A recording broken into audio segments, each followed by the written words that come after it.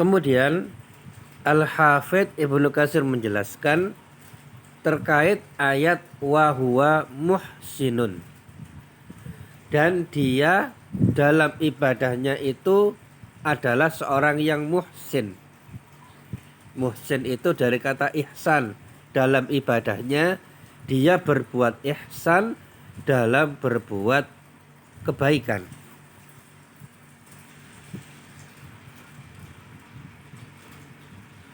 Maka beliau Al-Hafidz Ibnu Katsir menjelaskan ai ittaba'a fi amalihi ma syara'ahu Allahu lah.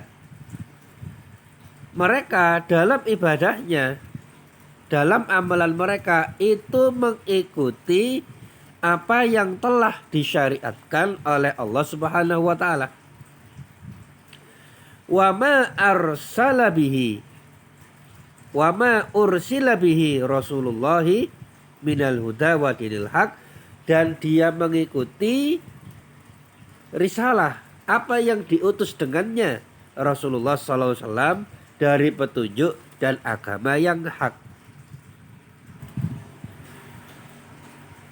Maka mereka golongan yang paling baik agamanya adalah selain dalam amal mereka murnikan untuk Allah atau ikhlas, maka mereka juga dalam amalnya, dalam ibadahnya mereka mengikuti syariat Allah dan risalah Nabi Muhammad SAW, sehingga dengan demikian amalan mereka mendapatkan pahala, amalan mereka diterima.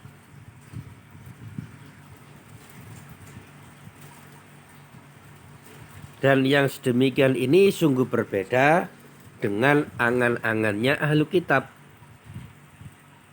Dalam surat Al-Baqarah ayat 111 dan 112 Allah Subhanahu wa taala berfirman, wa qalu la yadkhulal jannata illa man kana hudan aw nasara tilka amaniyuhum qul hatu burhanakum in kuntum shadiqin.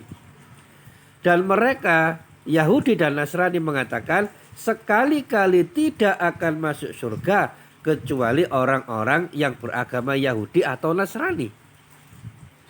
Demikian itulah hanya merupakan angan-angan mereka yang kosong belaka. Katakanlah, tunjukkanlah bukti kebenaranmu jika kamu adalah orang yang benar.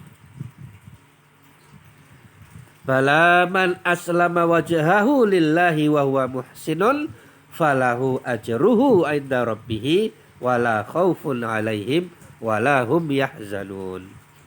Tidak demikian. Tidak seperti anggapan angan-angan orang Yahudi dan Nasrani. Bahkan barang siapa yang menyerahkan diri kepada Allah, dan ini ikhlas tadi ya, memurnikan ibadahnya hanya untuk Allah, sedang dia juga muhsin, berbuat ihsan dalam ibadahnya,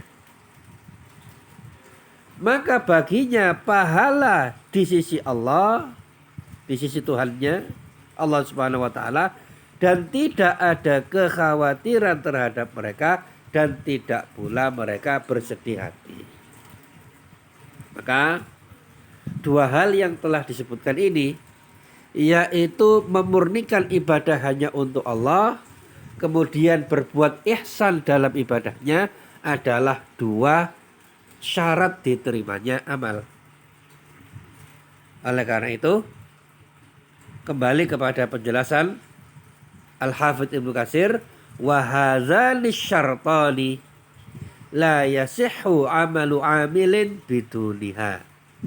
Maka dua syarat ini itu harus ada dan tidak sah, ya, tidak diterima amalnya seseorang yang beramal bidunihima apabila kurang salah satu dari keduanya atau bahkan kurang kedua-duanya, maka amalnya tidak diterima. Maka ayyakuna khalisan sawaban, atau hendaknya amal tersebut ya ayyakunu harus dengan khalis dan sawab, harus ikhlas karena Allah dan sawab tepat mengikuti syariat Allah dan risalah Rasulullah Shallallahu Alaihi Wasallam.